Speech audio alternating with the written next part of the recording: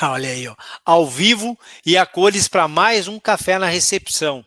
Aquele, aquele tempo em que a gente vai dedicar a conversar sobre o universo de concessionárias, sobre o universo de pós-venda, até extrapolar um pouco no encontro de hoje esse universo e falar sobre educação, educação no mundo e dentro de um concessionário, a educação que permeia ali todas as áreas das nossas operações. E conosco hoje, para o nosso segundo bate-papo, como foi prometido lá atrás, a gente tem o Jorge conosco. Boa noite, obrigado aí por Com um mês de atraso, né? mais um bate-papo. Praticamente. Não, não tem atraso. Aqui é assim, ó. É, combinamos que teria um segundo encontro numa quinta-feira. E essa quinta-feira é hoje, está acontecendo e está maravilhoso. Bem-vindo, cara. Muito obrigado, Olavo. Muito obrigado pelo convite mais uma vez. E eu estou aí empolgado, entusiasmado para poder falar um pouquinho de um assunto que realmente me alimenta a alma. Adoro falar sobre educação. Pô, falar em educação. E aí, deixa eu. Assim, nunca se falou tanto em educação. Estava olhando os números aí, a gente já sabe que o mercado de educação, e aí nós estamos pegando tudo, a educação para empresas, a educação, aquela tradicional, tanto pública quanto a particular, esse é um negócio, é um mercado bilionário no mundo inteiro, assim como todas as outras áreas têm passado por transformações gigantescas. A gente sabe que as EdTechs, né, essas startups ligadas a esse mundo da educação se desenvolveram muito, e aí eu me pergunto, e até gostaria que tu pudesse nos ajudar um pouco, por que se fala tanto de educação? Por que é importante isso? Por que esse frenesi todo sobre educação no mundo que a gente tem passado nesses momentos atuais? Interessante, é assim, eu acho que não tem uma resposta única para você, porém, eu associo principalmente à tecnologia que está fazendo com que o mundo esteja mudando de forma acelerada. E por ele mudar muito rápido, eu acredito que o processo normal de ensino, o tradicional modelo de ensino, não atende mais às organizações. Esse é um dos fatores principais. Agora, não é de hoje que as organizações, Olavo, já enxergaram a vantagem competitiva de investir na capacitação dos seus colaboradores. Agora, falando no âmbito geral, eu vou até extrapolar um pouco mais. A educação, ela tem um papel fundamental que é capaz de mudar uma nação, ela é capaz de interferir numa economia de um país, ou seja, a educação já era falado lá atrás pelo Fórum Econômico Mundial que dentre as 15 principais habilidades mais demandadas para o ano de 2025, a aprendizagem ativa, estratégias de aprendizagem, já ocupava o segundo lugar dessa lista. Eu não sei se ela já está desatualizada ou não, mas assim, se der um Google, eu acredito que ela esteja entre as 3 primeiras colocadas. Caraca, meu, é um senhor número, né? É um senhor É um número. senhor, é um senhor número. E Mas aí uma você baita falou assim, responsabilidade, né? com certeza, você falou uma coisa importante, mas antes da a gente dar esse, a gente já deu um pontapé inicial, mas antes de a gente começar a trocar essa bola aqui, boa noite, obrigado para todo mundo que está chegando por aí. É, por favor, participe.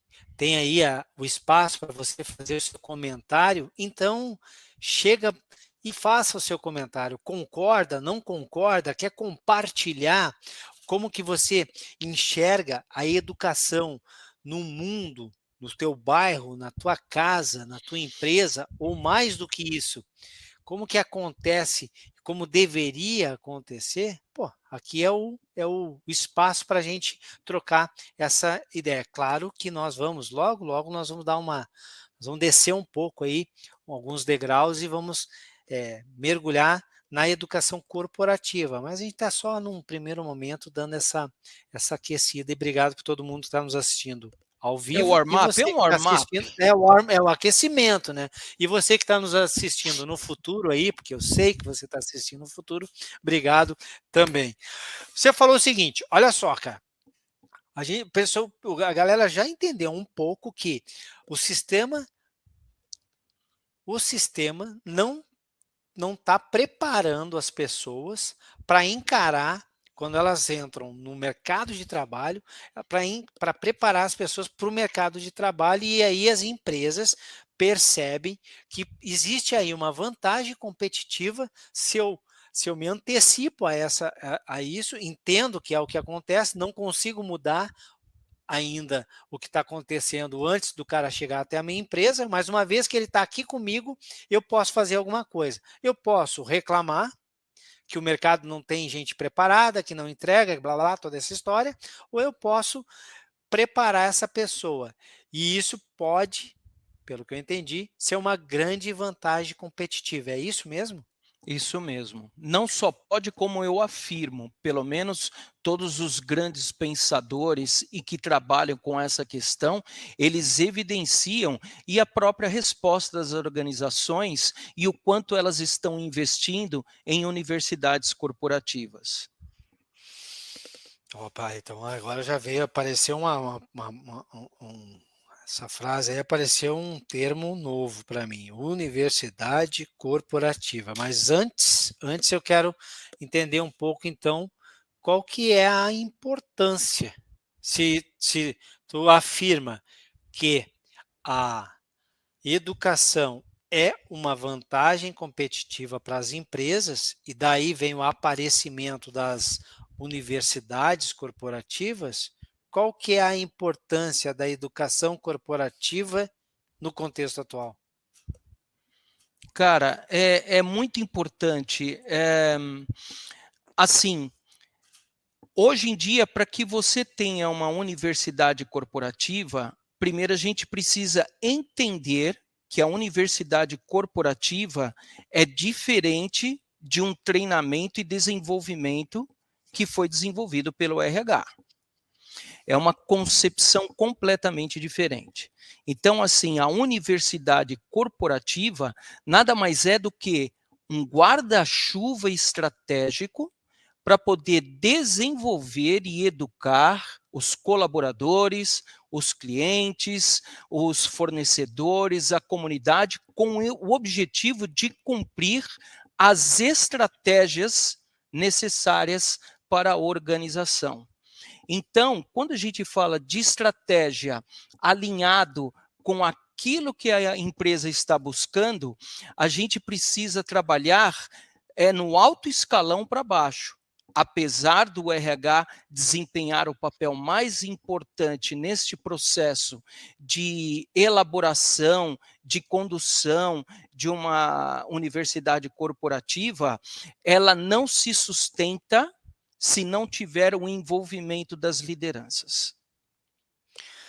Tá, mas então aqui eu tenho umas dúvidas aqui. Educação corporativa e universidade corporativa é a mesma coisa ou são coisas completamente A diferentes? mesma coisa. Inclusive, esse conceito de universidade corporativa que eu utilizei agora, ele pertence a Jane Meister. A Jane Meister escreveu um livro em 98 que foi a primeira a trabalhar em livro, em detalhes, todos os aspectos de uma universidade corporativa. E o livro original, ele se chama Corporate University, mas ele veio para o Brasil como educação corporativa. Ou seja, você foi preciso nessa pergunta. É importante a gente deixar claro que a universidade corporativa, tanto quanto a educação corporativa, trata-se do mesmo objeto. Tá, e aí antes tu estava falando assim, cara, a universidade corporativa dentro das instituições, ela vem, e aí a gente está falando vamos pensar em empresas que, como eu gosto de brincar, tem dono, não são empresas de capital aberto, que aí está pulverizado, mas vamos pegar o nosso universo, que é o universo de concessionários, a gente chama carinhosamente eles de titulares, né? Então a gente está falando ali que tu dissesse, ou eu entendi, interpretei, que a universidade corporativa a gente precisa ter desde o titular lá no topo dessa grande pirâmide, e aí todos os envolvidos, então nós estamos falando de todas as lideranças, de todos os colaboradores, todo mundo está envolvido ali, sim, o pessoal do DHO ali, RH, cada ano muda o nome aí, mas o pessoal que cuida do desenvolvimento, eles estão inseridos, têm um papel importante, mas tu tem que ter um engajamento de todo mundo e o entendimento de cada um exatamente daquilo que precisa e por que a universidade corporativa. Senão é só mais Bingo. um papel ali e acabou.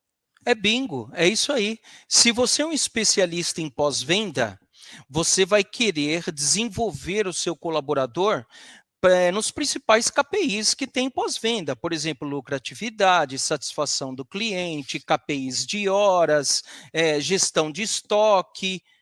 São princípios similares a vendas, mas universo diferente.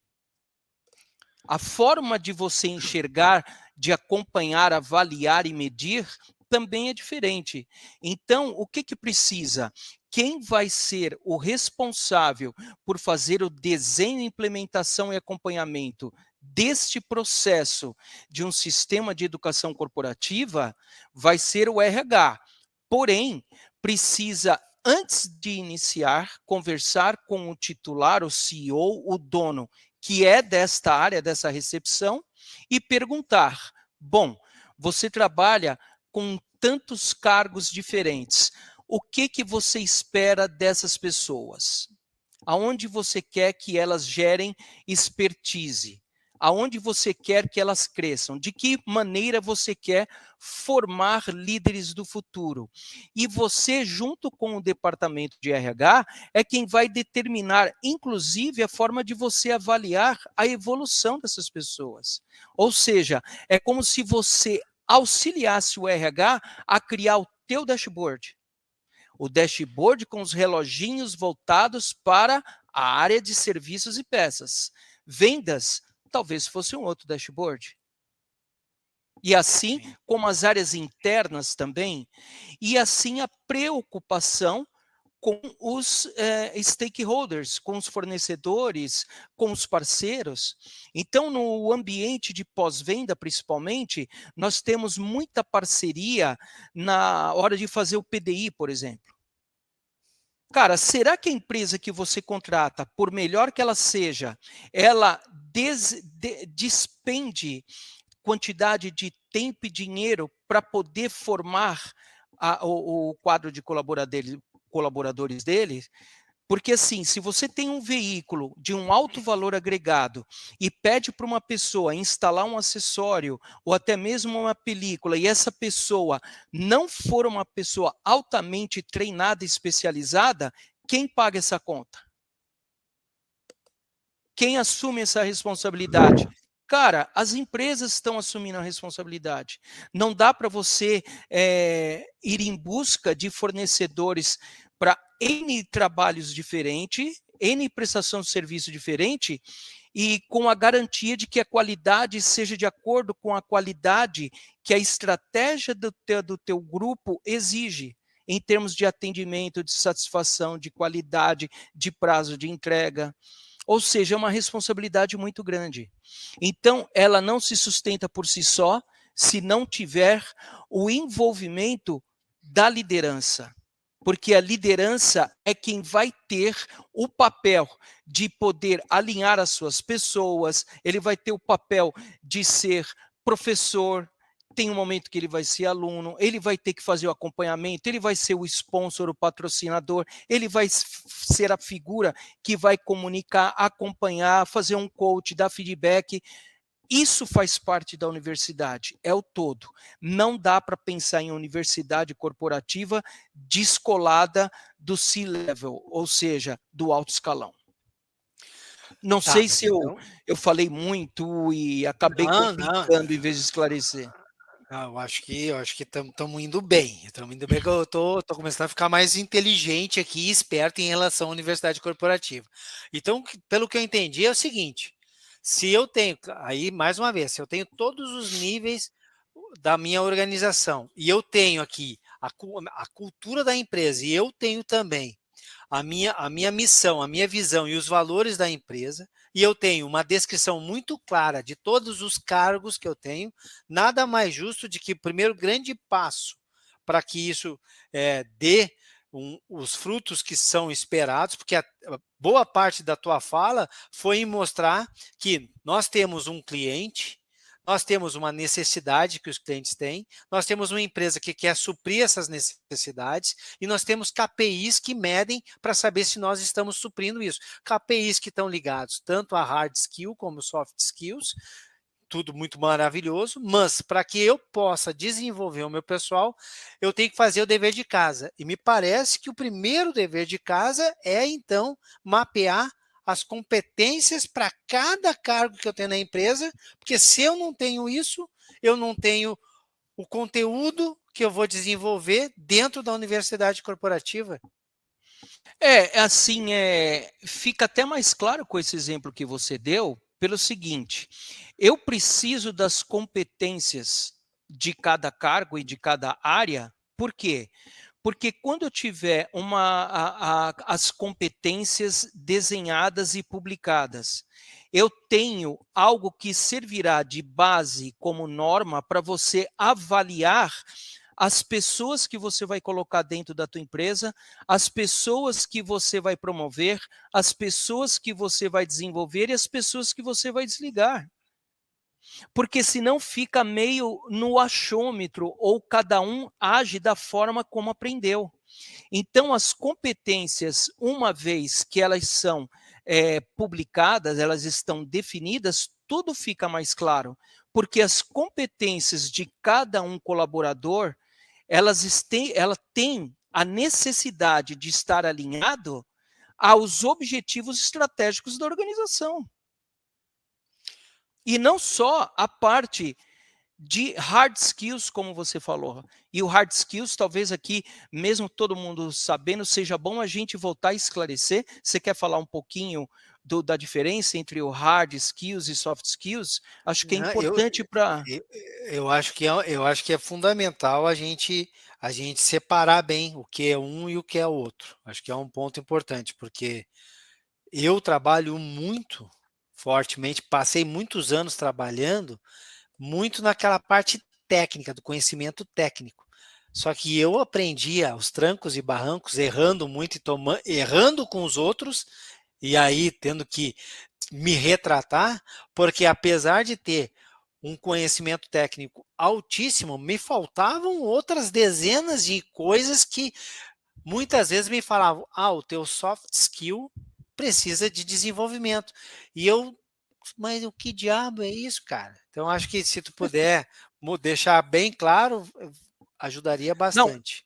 eu acho que para quem está nos assistindo, é importante deixar bem claro que só as hard skills são todas elas voltadas para as habilidades técnicas. É o quanto que você vai gerar de lucratividade para a empresa, é a parte financeira, é a qualidade dos processos, é a qualidade do serviço, é a qualidade do produto, é a parte de execução operacional, é o técnico. Só que ela por si só não garante um crescimento sustentável se as pessoas não desenvolverem as habilidades que são mais demandadas atualmente, que são as comportamentais, e por isso que a gente chama de soft skills. As comportamentais é que vão elevar a reputação da sua empresa no mercado. Sabe essas avaliações que a gente tem como a empresa mais amada, a empresa mais querida? Se você pegar todos os pontos que são verificados, a maior parte que se refere a uma admiração de uma marca e de uma empresa, são todas questões relacionadas ao comportamental. Pô, mas aí eu começo, tu vai falando aí, eu vou entrando no túnel do tempo aqui, me transportando para o passado e vendo a quantidade de erros que eu fui cometendo, porque apesar de conhecer profundamente aquele assunto que eu estava demandando ali, pensando em pós-venda, a parte técnica do automóvel, quantas e quantas vezes me faltou habilidades comportamentais para me relacionar diretamente com os meus parceiros de trabalho, né? Assim como os meus supervisores, mas principalmente com os meus clientes. E às vezes me faltava essa habilidade, apesar de ter todo o conhecimento técnico do veículo, eu não conseguia ter um resultado positivo ou um resultado acima do esperado, exatamente por essa falta de habilidade no quesito comportamental. E aí eu fico uma dica aqui, pessoal. Vamos parar de fazer anúncio para vagas de trabalho só pedindo hard skills, porque me parece que a gente contrata por hard skills e demite por soft skills. Então, por que já não contratar com as soft skills certas? Só que o cara só vai saber quais são se você escrever lá na vaga. Senão, eu não sei. Faz sentido isso? Faz total sentido e te digo mais, hoje, no nosso segmento, nós precisaríamos dar uma atenção um pouco maior ao que a gente chama de entrevista baseada em competência. Não é só quem a gente vai atrair, porque no meio vem um monte de gente que se diz ser qualificada, mas não é. Você quer ver uma coisa? Posso fazer um teste, uma atividade ou não? Bolei agora, posso ou não? Pode, se eu reprovar, aí Quantas depois tu me manda. quantas pessoas estão nos assistindo? Eu queria só duas para pegar um exemplo. Duas pessoas que trabalham no pós-venda. Aí tu vai querer que eles vão ter que Não eles vão vai ter que se expor ninguém, expor. não vai expor ninguém. É só perguntar para esse universo se eles estivessem contratando um chefe de oficina. Você vai contratar um chefe de oficina, ok? Você tem N perguntas que você pode trabalhar fazendo com uma entrevista com essa pessoa durante 1 hora ou mais. Mas se você tivesse que colocar uma única pergunta, qual uma pergunta importante que você faria num processo de entrevista de um chefe de oficina? Eu queria ouvir. Você tem como ver isso aí ou não?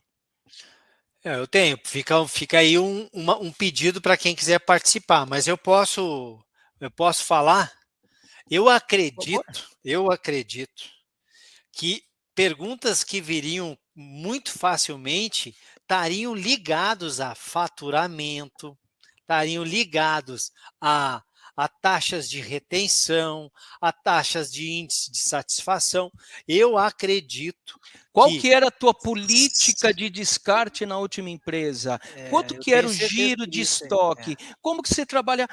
Praticamente eu faço isso quando eu dou palestra ou dou treinamento, peço uma pergunta. Se tiver 100 pessoas na sala, as 100 perguntas são técnicas. Não tem um que faça uma pergunta comportamental. Sabe por quê? Porque nós estamos trazendo isso lá de trás. A gente traz sempre aquilo que a gente aprende lá atrás com alguém que foi o nosso chefe, ou com alguém que nos entrevistou. E hoje você precisaria estar não só preparado para fazer as questões técnicas que são fundamentais, mas de teor de importância tão relevante quanto ou superior, são as comportamentais se um chefe de oficina vai ter 20, 30 pessoas abaixo dele, para trabalhar sob pressão, com resultado, com fechamento final de mês. E aí, se essa pessoa não tiver, por exemplo, inteligência emocional, você não fez nenhuma pergunta comportamental, você vai descobrir isso aonde? Quando estiver lidando com um problema difícil com o teu cliente?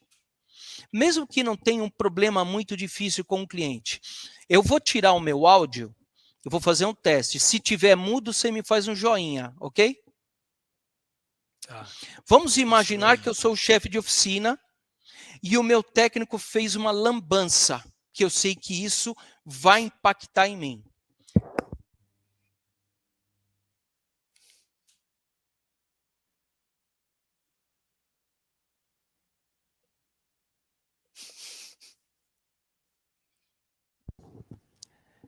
Se uma pessoa não tiver o equilíbrio emocional e trata uma pessoa, mesmo que ela estivesse errada, desta forma, quando surgir novos erros lá na frente, você acha que ela vai falar? Nunca, O que nunca. ela vai fazer? Ela começa a varrer para debaixo do tapete. Isso, quando a gente fala em transformação cultural, é o que a gente fala que os líderes despreparados, involuntariamente, eles plantam uma cultura do medo. Essa cultura do medo faz com que as pessoas comecem a omitir coisas. Pô, olha só, eu acho que aqui já tem um grande aprendizado para nós essa noite profundo. Quando a gente consegue entender, viu a diferença entre hard skill e soft skills e traz um pouco de um exemplo da importância de olhar para isso, da importância na hora em que eu estou selecionando aquele colaborador, eu já medi eu ter como tirar uma temperatura dessas duas habilidades, dessas duas competências dele ali, a gente já dá um grande passo, é um grande momento para nós, principalmente nós do pós-venda. E aí eu quero dar um degrauzinho a mais aí, pessoal. Hoje, como a gente está mudando completamente a maneira como a gente está atendendo o nosso cliente, eu estou falando aqui de serviços rápidos, e os serviços rápidos em todas as montadoras que atendem veículos mais baratos do mercado, até as mais premiums, elas estão focadas em serviços rápidos também. Serviço rápido preconiza, sem sombra de dúvida, o veículo, o profissional e o cliente. Eles vão estar juntos ali, trocando informações no ambiente de trabalho. E aí não é nem um líder com um problema de quociente emocional, de inteligência emocional. É o meu técnico mesmo. Se esse cara não conseguir lidar e trabalhar, ter inteligência emocional, ele põe tudo a perder, apesar de ser um técnico maravilhoso, ele põe tudo a perder porque o cliente está ali do outro lado. E não é na fala. Eu quero subir mais um degrauzinho. Você que é gestor aí, eu peço mesmo, amanhã, fica de longe e fica olhando para a face, para a fisionomia dos teus técnicos que estão no serviço rápido e que estão com o cliente ali. A fisionomia, a linguagem não verbal, ela é tão poderosa quanto o que sai da nossa boca. E a inteligência emocional, se já é difícil a gente se policiar do jeito que nós falamos, é muito mais difícil policiar as expressões faciais. E aí, amigão, se o cara não tem inteligência emocional, ele pode até não falar que ele está de saco cheio do que o cliente está falando, mas o rosto dele mostra. E aí você não sabe porque depois esse teu cliente, seja de um Quid ou de uma BMW Série 7, por que ele está te dando pau na pesquisa de satisfação? E foi Porque não tem bom, nada a ver só com o óleo que foi trocado e a fatura que foi feita bonitinho. A e foi bom expressão é tudo. Foi bom você ter tocado nesse assunto, porque eu acho que rende até um outro encontro para a gente falar só sobre PNL. Quando a gente fala Ah, de linguagem verbal e a não verbal, assim, representa 70% da comunicação, enquanto que a linguagem verbal é 7%. olha só que coisa, A que poder expressão que isso tem. corporal, a forma de você demonstrar através de postura, tonalidade de voz, vale mais do que as palavras que você fala. Então, realmente, a gente precisa ter muito cuidado resgatando lá o foco, o processo de recrutamento e seleção, para que a gente esteja preparado para trazer pessoas. Cara, a gente trabalha com varejo é gente, cara. É gente que vota num e gente que vota em outro. É É isso aí. muito complexo e diverso. Você precisa ter uma pessoa que saiba lidar com os dois. Então, assim, eu não me lembro o estudo, a data e qual que foi a universidade. Porém, eles pegaram todos os formandos durante 10 anos e todos aqueles que tinham o QI maior, que eram aqueles que não estudavam, que passavam direto, nota 10, sabe os pequenos gênios? Todas essas pessoas não preenderam e acabaram trabalhando em subemprego. E as pessoas com capacidade regular de aprendizagem tornaram-se ícones mundiais. Um caso citado nesse estudo é o próprio Bill Gates. Ou seja, está mais do que claro que as organizações hoje contratam, privilegiam aqueles que têm a inteligência emocional mais aguçada e não aquele que tem o QI mais aguçado. Porque, de uma forma ou de outra, aquilo que se refere a desenvolvimento da pessoa, em termos de conhecimento e habilidade, isso ainda está no teu círculo de controle e influência. Atitude e comportamento, não. Pô, mas olha só, tu falou um pouco dessa complexidade, e aí não tem como não olhar para dentro de uma concessionária e pensar que eu tenho lá, eu tenho todo um administrativo, todo o back office ali que dá todo o suporte, eu tenho o pós-venda, e dentro do pós-venda eu tenho toda a parte técnica, a parte de atendimento, a parte de peças, a parte de manutenção de veículo, mais a parte também de reparo de carroceria, e aí eu tenho veículos novos, todo um, um mercado para veículos novos, e eu tenho toda uma área de veículos seminovos, e eu ainda tenho todo o F&A e a parte financeira. Quem define conteúdo da universidade corporativa para todo esse povo? Quem vai orientar é o RH. Só que antes essa área precisa falar o que ela precisa cumprir para atender a estratégia da organização. Ou seja, se for uma área financeira, como você trouxe para dentro da área administrativa, o back-office, ou seja lá como chamar, se você quer trabalhar inadimplência, isso tem que sair de dentro do departamento financeiro e não uma sugestão do RH. Então, é dentro dessa forma que a estratégia ela é construída a quatro mãos. Então, mais do que nunca, é fundamental e seria certo afirmar que hoje é estrategicamente importantíssimo se preocupar no desenvolvimento da universidade corporativa dentro das concessionárias? Mas é óbvio, em qualquer empresa. A universidade corporativa, o primeiro sinal de universidade corporativa ou de empresa que começou a enxergar isso como uma vantagem competitiva, se não me engano, foi em 1927, quando a General Motors criou o GMI, se não sei, deixa eu ver se eu me lembro, era General Motors Engineering and Management Institute, para poder trabalhar o desenvolvimento dos seus colaboradores mediante a quantidade de colaboradores que ele precisava em tempo recorde. Então, ele precisava desenvolver essas pessoas.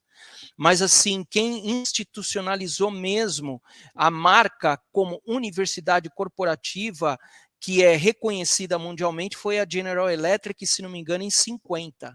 E depois vieram outras gigantes, como a Disney e outras marcas aí afora.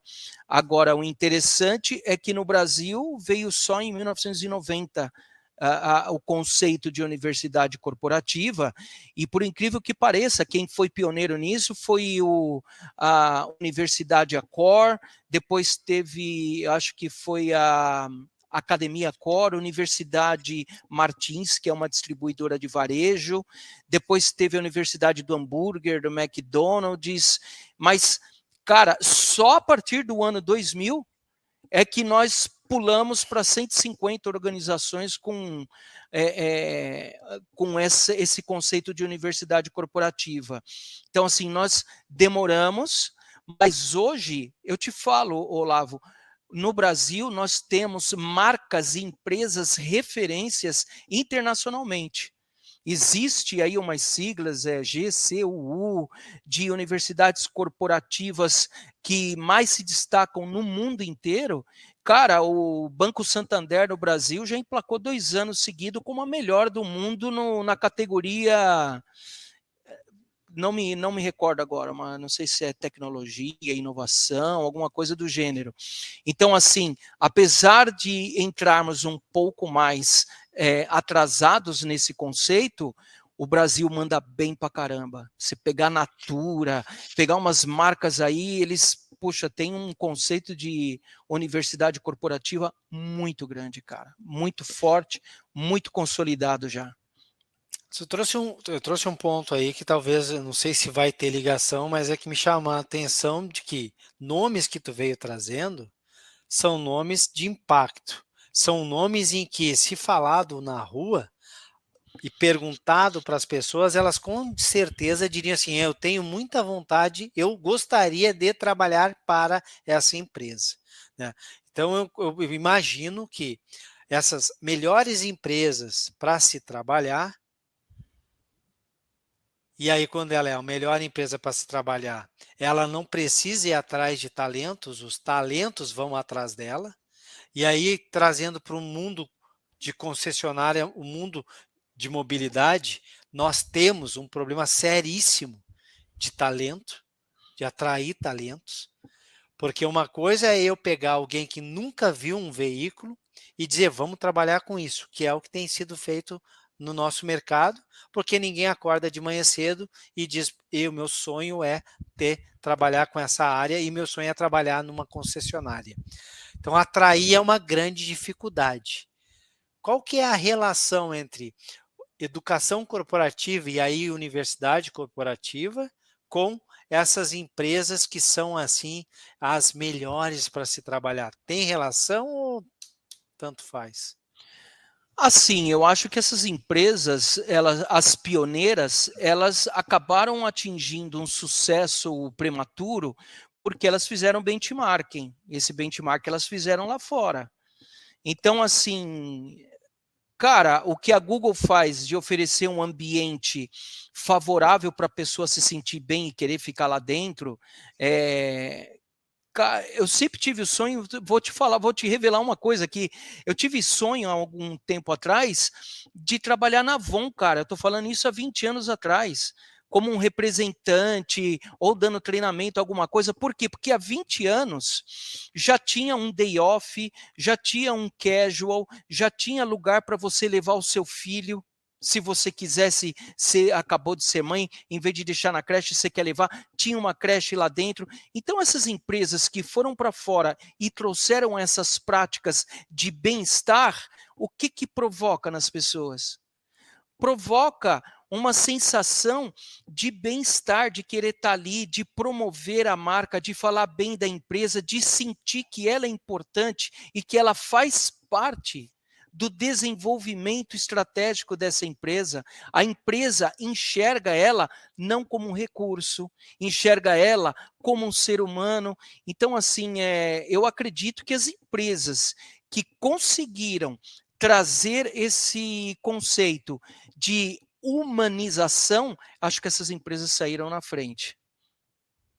Pô, você trouxe um ponto importante, porque tu pegou uma pequena parte da tua fala aí que chama atenção.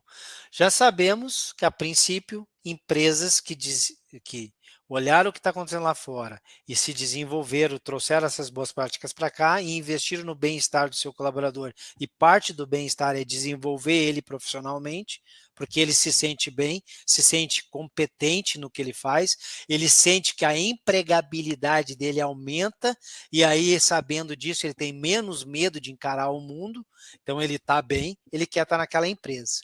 Mas, Mais do a que ver... isso, hein? Mais do que isso. Se ele chega nesse nível de sentimento, ele começa a disseminar a cultura organizacional. Olha aí, e A aí, cultura aí se o jogo vira. fortalece dessa forma. A pessoa se comporta e age genuinamente de acordo com os valores organizacionais, com a cultura da empresa. porque aquilo que está demonstrando lá no quadro é praticado na sua essência. Essa pessoa, ela tem orgulho de falar para os outros que pertence a essa empresa. Agora vamos para outra ponta. Tá. Vamos para outra ponta. 40 minutos, eu quero só mais 2 perguntinhas aí e Tá. vou te deixar livre. Bora lá. Vamos para outra ponta. Vamos para a ponta onde eu acredito que tem a maioria, que é a que encara todo e qualquer programa de treinamento e desenvolvimento um custo. Até tem mais do que isso, na verdade. Quando a coisa aperta, o primeiro lugar para onde se aponta em fechar a torneira é exatamente na área de desenvolvimento, na área de treinamento. E eu quero até fazer mais um up aqui, eu não quero botar esse peso na empresa, porque nós, na nossa casa, fazemos isso também. Olha, ficou menor, a grana está mais curta, não sei o quê. Tira o Joãozinho do curso tal. Tira o filho do não sei o quê. Ah, eu não vou fazer o curso. Para o meu inglês. É a primeira coisa. É cultural nossa. O primeiro lugar que a gente corta. Em casa já é na parte de educação. E as empresas, eu sempre digo, o CNPJ, ele só é o coletivo de CPFs, não o contrário.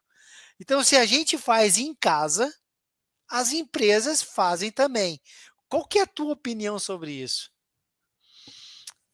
Eu associo isso assim, por Eu exemplo, adorei o suspiro dele agora. Agora sabe o vamos, que, que eu acho? agora ferrou. Vou até às 10 falando. Eu concordo plenamente com você que até hoje, quando aperta, quando a corda estica, quem roda primeiro é sempre a parte de treinamento e desenvolvimento. Isso eu concordo com você.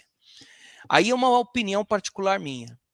Se você hoje trabalha e pega um demonstrativo de resultado, tá? Você pega um DRE, aí você olha para aquilo de uma forma muito simples, ela resumida, não assim ampliada.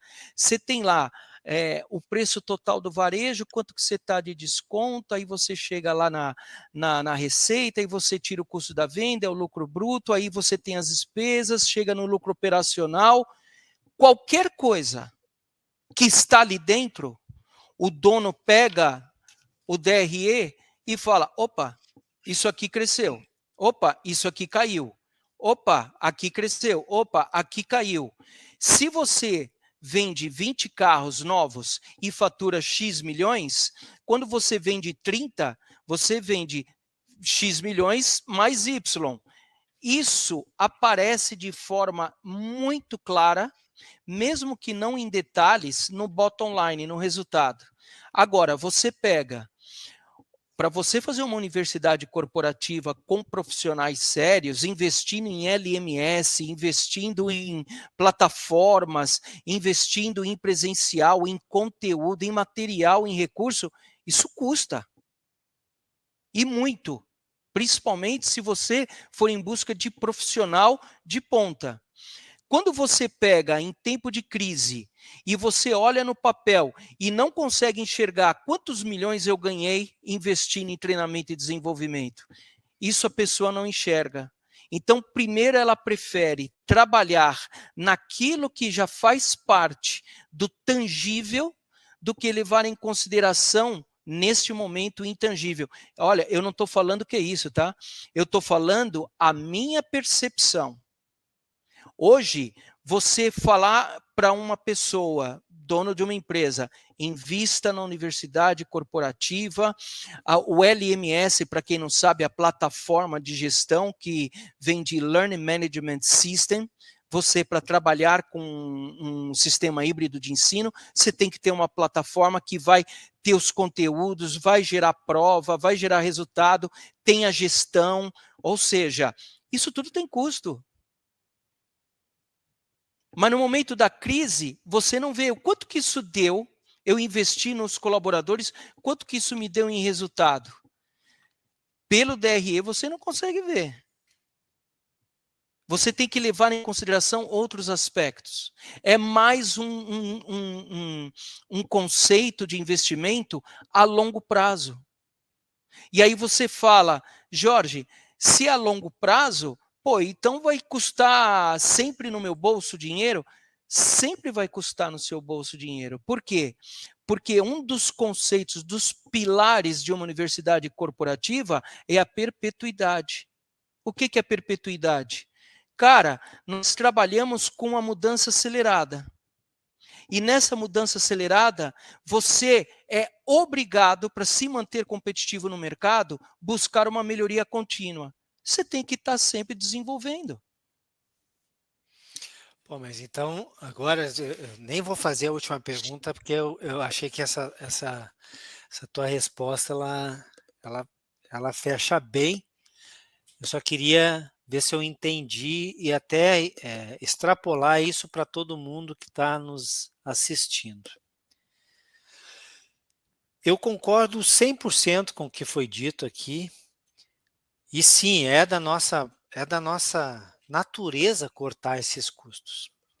Mas aí, para mim, Jorge, ficou claro que a gente precisa, como treinadores, desenvolvedores, e eu me incluo nisso, você está nisso e todos os nossos colegas de recursos humanos, e mais do que isso, todo e qualquer colaborador que sabe que precisa de desenvolvimento e busca por isso, e todo e qualquer líder que sabe que seu colaborador precisa de desenvolvimento e busca por isso.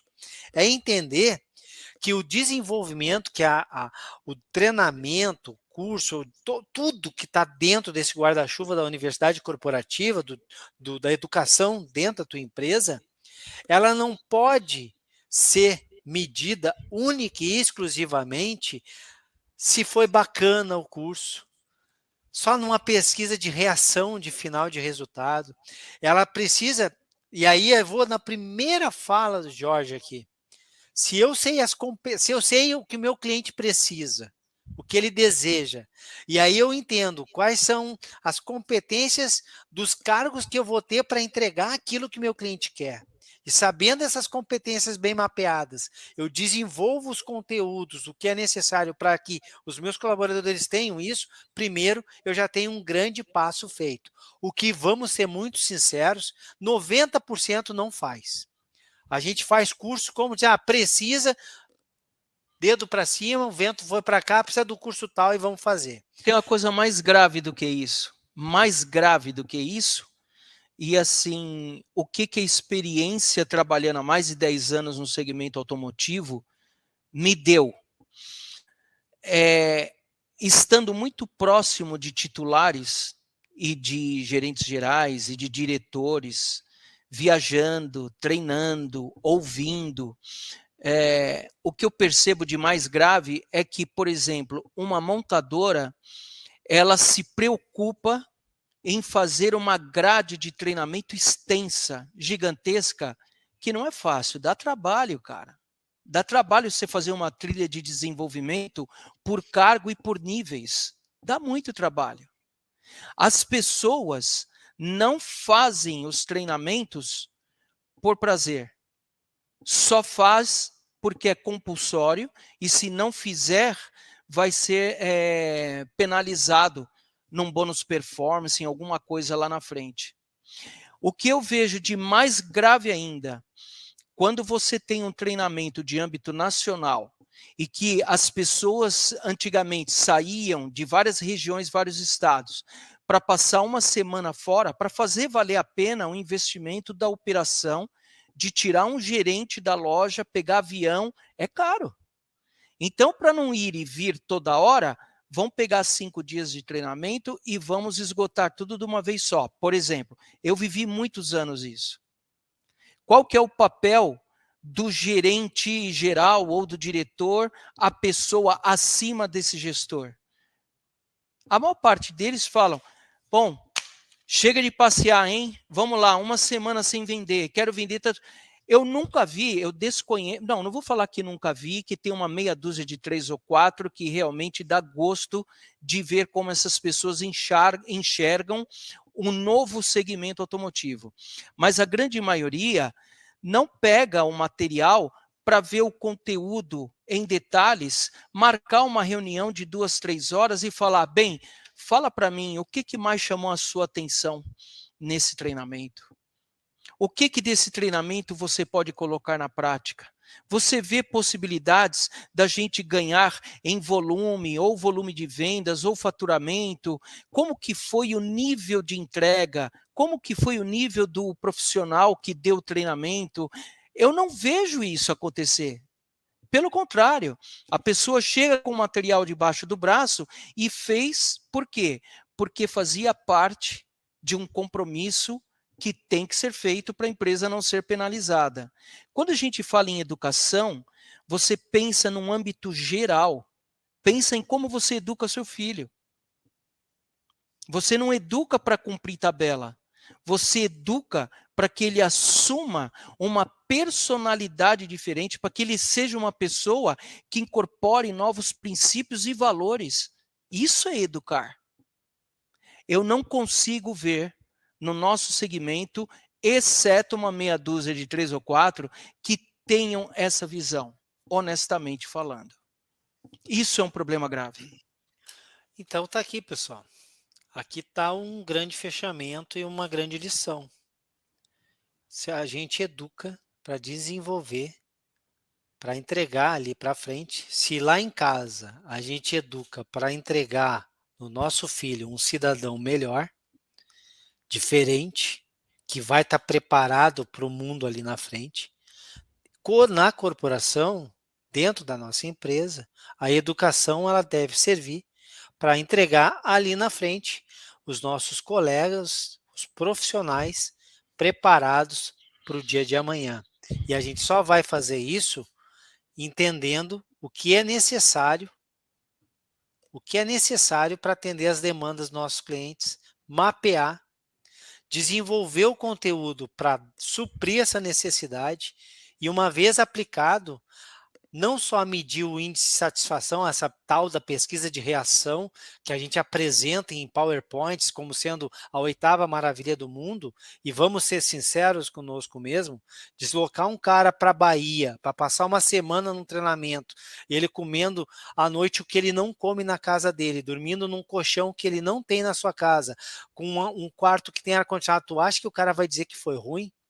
Além de pesquisa de reação, é entender uma pesquisa de aumento de conhecimento, uma pesquisa de aplicabilidade dentro da tua operação, e ali, pós alguns meses, pós algumas semanas, é as mudanças que esse desenvolvimento ele levou para dentro do trabalho desse profissional, e mais do que isso, como que esse profissional multiplicou essa experiência dele para com os colegas. Isso é uma educação corporativa profissional e não algo feito de maneira amadora. E se você quer jogar esse jogo sério e profissional, o Jorge está aí para te ajudar nessa missão, ele está aí para te ajudar a levar o teu time nessa direção. Hoje, quase 52 minutos, esse nosso bate-papo valeu muito a pena. Eu queria te agradecer e agradecer a todo mundo que participou, todo mundo que ficou aí, todo mundo que assistiu algum pedaço. A você que está assistindo lá no futuro, parabéns, em 52 minutos você está aqui conosco, eu vou te agradecer muito. E você, Jorge, mais um bate-papo, aprendi muito. Toda vez que a gente conversa, eu vou para um outro patamar de conhecimento. Obrigado mesmo, viu? Eu que agradeço. Oh, cara. Pessoal, é isso. Nós vamos ter mais um com esse cara aí. Vamos. Quando vai acontecer, não vou falar, porque aí não tem como Só Deus atrasar. sabe. Só Deus sabe. Mas nós vamos ter mais um aí na frente. Obrigado pela participação. Vamos para a próxima. Boa noite, bom descanso. Invista em você, no seu desenvolvimento. Não espere pelos outros. O governo, Lifelong seu learning. pai, É isso lifelong aí. learning. É Você isso é o aí. responsável pelo seu desenvolvimento. Não bote isso nas costas de ninguém. Tchau, tchau, pessoal. Um abraço, obrigado.